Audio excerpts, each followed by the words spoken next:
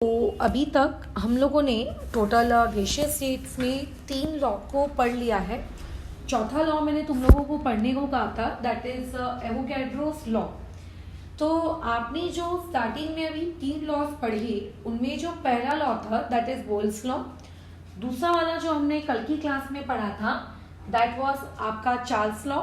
और आज हम लोगों ने जस्ट जो अभी अभी किया दैट इज आप लोगों का गे-लुसाक्स लॉ। तो तीनों ही लॉ के बारे में तुम्हें सारी जानकारियां हैं। जैसे अगर मैं बोल्स लॉ के बारे में बात करूं तो बोल्स लॉ में जो प्रेशर होता है और जो वॉल्यूम होता है, इन दोनों का रिलेशनशिप कैसा रहता है, इनवर्स है ना। ऑब्वियस है कि टेम्परेचर को कांस्टेंट रखा होगा। चार्ल्स लॉ में क्या रहता है, आपका जो प्रेशर रहता है, आप प्रेशर को क्या करते हो, कांस्टेंट। तो चार्ल्स लॉ में वॉल्यूम और टेम्परेचर का रिलेशनशिप कैसा हो जाता है, डायरेक्ट। और गे-लुसाक्स लॉ में आप प्रेशर को क्या करते हो, डायरेक्टली प्रोपोर्शनल लिखते हो टेम्परेचर के, क्योंकि वहां पे आपका जो वॉल्यूम वाली सिचुएशन है वो कैसी होती है, कांस्टेंट। तो ये कौन सा वाला लॉ हो गया, ये हो गया हम लोगों का बोल्स लॉ, ठीक है। अच्छा, उसके बाद ये वाला कौन सा हो गया, ये हो गया हम लोगों का चार्ल्स लॉ। अच्छा, उसके बाद ये कौन सा हो गया, दैट इज आप लोगों का गे-लुसाक्स लॉ। अब उसके बाद एक होता है आप लोगों की एवोगैड्रो हाइपोथेसिस। अब अगर तुमने एवोगैड्रो हाइपोथेसिस वाला वीडियो देख लिया है या फिर नहीं भी देखा है और तुम्हें याद है, तो तुम्हें इतना तो पता होगा कि एवोगैड्रो हाइपोथेसिस में वॉल्यूम जो होता है वो डायरेक्टली प्रोपोर्शनल होता है किसके, मोल्स के। ये बेसिकली आप लोगों का क्या होता है, एवोगैड्रो हाइपोथेसिस है। इस कंसेप्ट को हम लोग क्या कहते हैं, एवोगैड्रोस हाइपोथेसिस। तो ये जो एवोगैड्रोस हाइपोथेसिस है और जो ऊपर के 3 लॉज हैं, अगर मैं इन चारों इक्वेशन को क्लब करूं या मैं इन चारों इक्वेशन को कंबाइन करूं तो मुझे कुछ रिजल्ट्स मिलेंगे।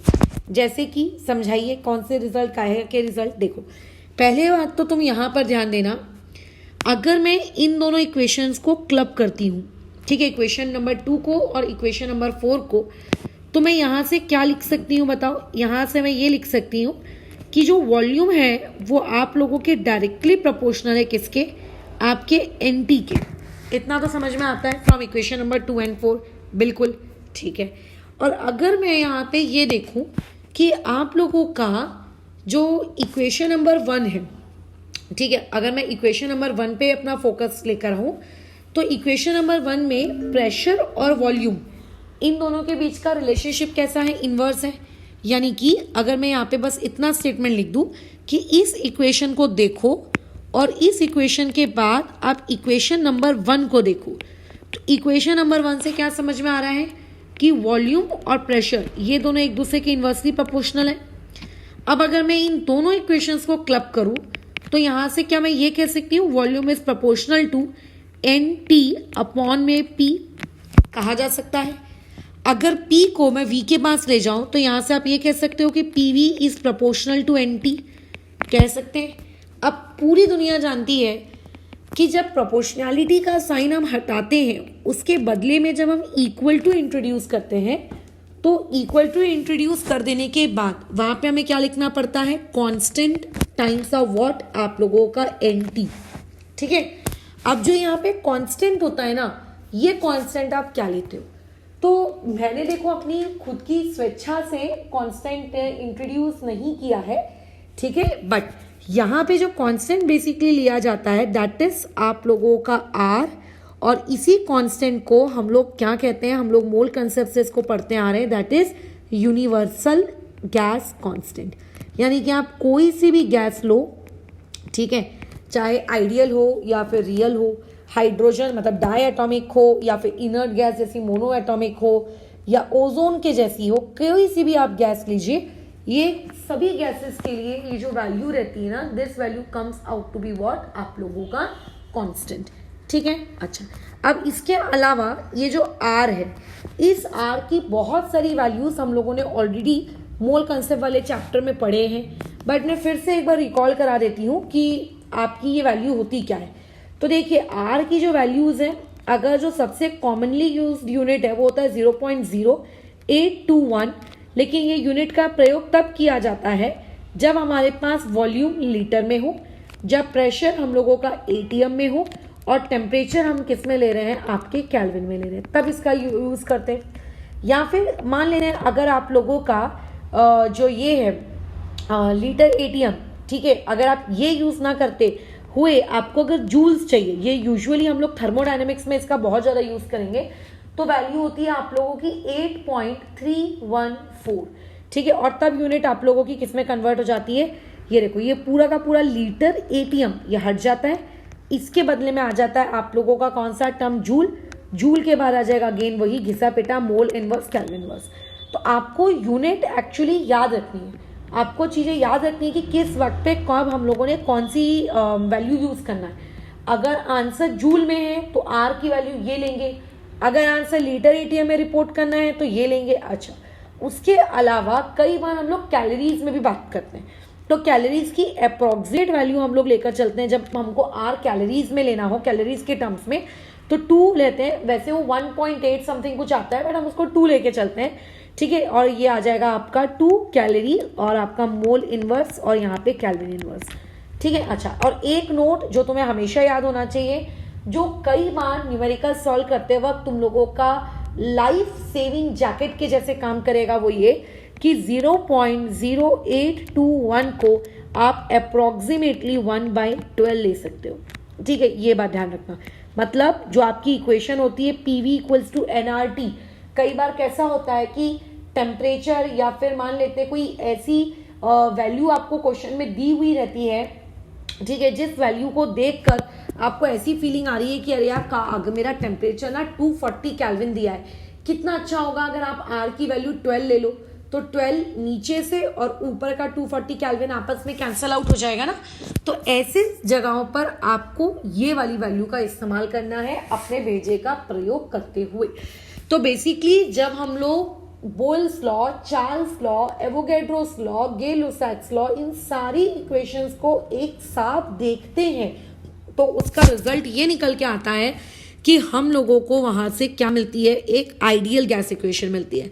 यानी कि अगर कोई तुमसे पूछ रहा है कि आइडियल गैस इक्वेशन कहाँ से आई है, तो आइडियल गैस इक्वेशन आप लोगों की बेसिकली यहाँ से इन तीनों चारों लॉस के कंबाइंड ऑब्जर्वेशन स्किल से हम लोगों को ये चारों वैल्यूज क्या है, मिली हुई है, ठीक है। ओके, अब एक बात ध्यान रखना, अब किसी का ये डाउट आ सकता है कि अगर ये चारों चीजें से हमें आइडियल गैस इक्वेशन मिला है, तो जब आप लॉस पढ़ा रहे थे, ठीक है, जब मैं आपको याद है गे-लुसाक्स लॉ, तब मैडम आपने आइडियल गैस इक्वेशन कैसे यूज कर ली, तो वो मैंने तुम्हें सिखाने के लिए यूज की थी, ठीक है, कि इस तरीके से ये फॉर्मूला देखो ऐसे डिराइव हो रहा है, ये रिलेशनशिप ऐसे आ रहा है। बट रियलिटी में वो आइडियल गैस इक्वेशन को देखकर लोगों ने लॉ डिराइव नहीं किए हैं, उन्होंने एक्सपेरिमेंट्स किए हैं, उन एक्सपेरिमेंट्स के ऑब्जर्वेशन से वो सब रिजल्ट्स आए कि volume is directly proportional to temperature, constant pressure, at constant temperature pressure is inversely proportional to volume. But समझाने के पर्पस हेतु हम लोग आप लोगों को PV इक्वल टू nRT के माध्यम से उस चीज को समझाते हैं ताकि वो चीजें इजीली दिमाग में ग्रास्प हो सके। So this is your what combined gas law. अब देखो एक टॉपिक तुम्हें इसमें और थोड़ा सा ध्यान में रखना है कि जब भी एक क्वेश्चन दिया होता है, ये मैं ऑलरेडी मोल कंसेप्ट के वक्त भी बता चुकी हूँ, मैं फिर से एक बार बता देती हूँ कि जब भी आप लोगों को कोई भी क्वेश्चन दिया जाए, तो कोई भी क्वेश्चन कभी भी डायरेक्टली चीख कर आपको ये नहीं करेगा कि हेलो मैं बोल्स लॉ का क्वेश्चन हूं या मैं गे-लुसाक्स लॉ का क्वेश्चन। आपको क्वेश्चन में जो डेटा दिया है उस डेटा के अकॉर्डिंग आपको एनालिसिस करना है कि उस क्वेश्चन में क्या गिवन है और उस क्वेश्चन में कौन सी क्वांटिटी आपकी कांस्टेंट है। तो जो क्वांटिटी आपकी कांस्टेंट होती है ना, उस क्वांटिटी को वही जैसा मैं सिखाई हूँ PV इक्वल टू nRT लिखो, जो कांस्टेंट क्वांटिटी है, और R तो ऑब्वियसली कांस्टेंट होता है और मोल्स को हम कांस्टेंट मानकर चलते हैं, उसके अकॉर्डिंग आप फिर फॉर्मूला बना लो, ठीक है। ऐसा कोई लॉ वगैरह याद करने की नीड नहीं होती, क्योंकि ये चीज मैंने गलती की है 11th स्टैंडर्ड में। मैं चीजें कैसे याद करती थी, अच्छा बोल्स लॉ आया तो फॉर्मूला हम लगाएंगे P1 V1 upon P2 V2, अगर एवोगैड्रो आया तो ये फॉर्मूला लगाएंगे। ऐसा फॉर्मूला मत रट्टा मारना, कंसेप्ट समझना कि वो फॉर्मूला आखिर आया कैसे, ठीक है। और जब तुम्हें पता चल जाएगा कि अच्छा ये कांस्टेंट वाली चीजों को अलग रख दिया जाता है, तो बची हुई चीजों से बस फॉर्मूला बनाना होता है, तो तुम्हें खुद पेपर में डायरेक्टली चीजें तुम फॉर्मूला बना सकते हो। और जब तुम डायरेक्टली खुद फॉर्मूला बना लोगे तो तुम्हें कभी भी चीजों को रट्टा मारने की नीड नहीं पड़ेगी।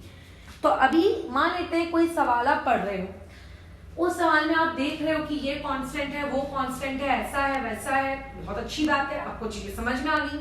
बट मान लेते हैं कभी कभी सवालों में ना तो वॉल्यूम कांस्टेंट होता है, ठीक है, ना तो प्रेशर कांस्टेंट होता है और ना तो टेम्परेचर कांस्टेंट होता है, ठीक है। अगर आप लोगों के पास मान लेते हैं एक गैस ए है, ये गैस ए आप लोगों की एक पर्टिकुलर स्टेट में मौजूद है, एक पर्टिकुलर स्टेट में है ये गैस ए, ठीक है। ये एक इनिशियल स्टेट में है ना। इनिशियल स्टेट मतलब जैसे कैसा होता है, पानी गर्म करने को रखते हैं तो पानी का इनिशियल स्टेट कैसा होता है, ठंडा, एक अलग प्रेशर, एक अलग वॉल्यूम।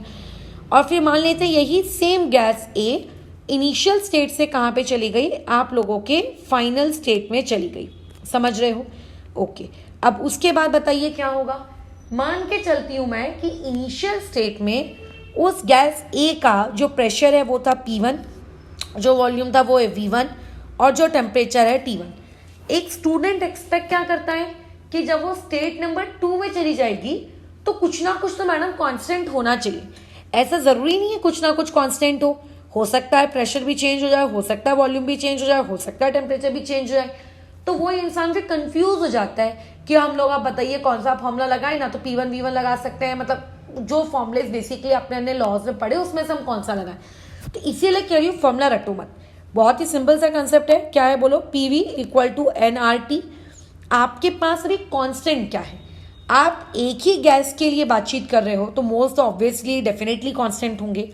R आपका तो कांस्टेंट ही रहता है। तो यहां से ये शिक्षा मिलती है कि PV = constant times of temperature.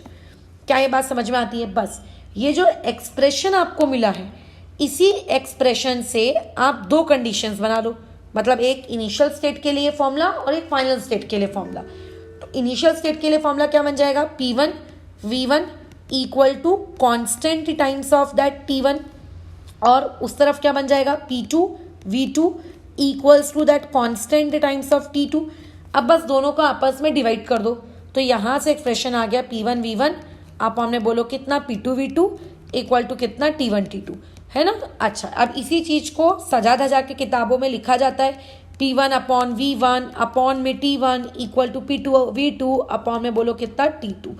ये एक्स्ट्रा लिखा जाता है और इसको लिखा जाता है जनरल स्टेट ऑफ इक्वेशन, मतलब general equation for general state of equation for ideal gas, ऐसा लिखा जाता है। तो क्या तुम लोगों को फॉर्मूला रट्टा मारने की नीड है क्या? बिल्कुल नहीं। आप सिर्फ ये देखो कि क्वेश्चन में आपको कांस्टेंट क्वांटिटी क्या दी है, उस कांस्टेंट क्वांटिटी के अकॉर्डिंग ये येलो तरीके से जैसे मैंने एक्सप्रेशन लिखा है, एक ऐसा एक्सप्रेशन बना लो, और एक्सप्रेशन बना लेने के बाद आप इजीली उसके अकॉर्डिंग फिर दो स्टेट्स के लिए वैल्यू लिखो और वहां से डिवाइड करके अपना फॉर्मूला अपने हाथ में ले आओ। तो ऐसे काम किया जाता है, ठीक है। तो यहाँ पे हम लोगों के सारे लॉस वाला पार्ट खत्म होता है।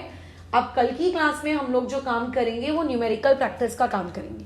न्यूमेरिकल्स को हम 2 लेवल पे सीखेंगे। पहला बहुत ही इजी बच्चा छाप टाइप न्यूमेरिकल्स, मतलब जिसमें तुम लोगों को करने में भी शर्म आए कि अरे मैडम ये क्या सिखा रहे हो, बट कराना जरूरी है, क्योंकि जब आप ऐसा अज्यूम करके चलते हो कि अरे नहीं ये तो सामने वाले को इतना तो समझ में आ ही जाएगा, बट तो बेसिकली उसको आता नहीं है, ठीक है, और वो तुम बोलोगे भी नहीं।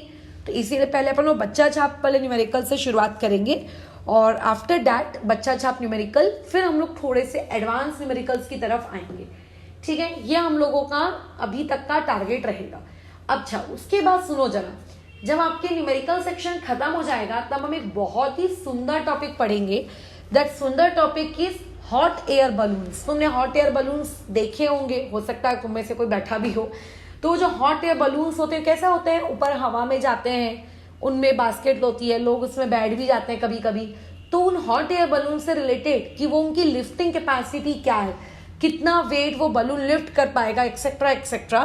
तो ये सारी टॉपिक से रिलेटेड जानकारी आपको इसी न्यूमेरिकल सेक्शन के बाद मिलेगी, जो आप मान के चलो एक छोटा सा कंसेप्ट वीडियो रहेगा।